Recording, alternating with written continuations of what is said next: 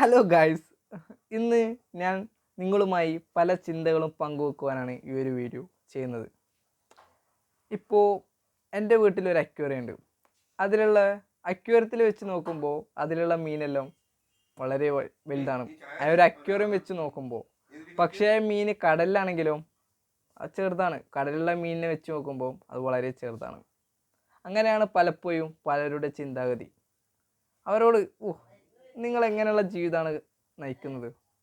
Super, ഒന്നും നോക്കാനില്ല, super, ഒരു ദുശീലമോ ഒരു കാര്യവും ഇല്ല.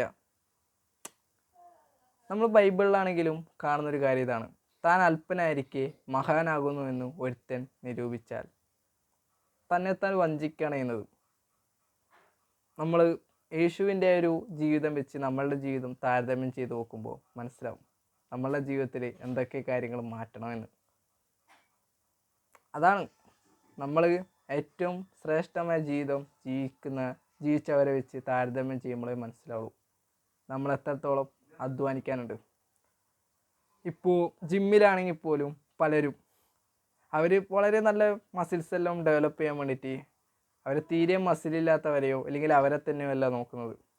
അവരേറ്റവും നല്ല മസിൽ ലഭിച്ചവരെ നോക്കും. അതിനനുസരിച്ച് അവർ അധ്വാനിക്കുകയാണ് ചെയ്യുന്നത്. അപ്പം നമ്മളിപ്പോൾ ഏതവസ്ഥയിലായിരുന്നാലും അധ്വാനിക്കാം, ഒരു ഏറ്റവും ബെസ്റ്റിലേക്ക് പോവാൻ. അല്ലാതെ ഞാനിപ്പോഴേ മികച്ചതാണ്, അത് നമ്മൾ ചിന്തിക്കുന്നതിലൂടെ നമ്മളെ തന്നെയാണ് വഞ്ചിക്കുന്നത്.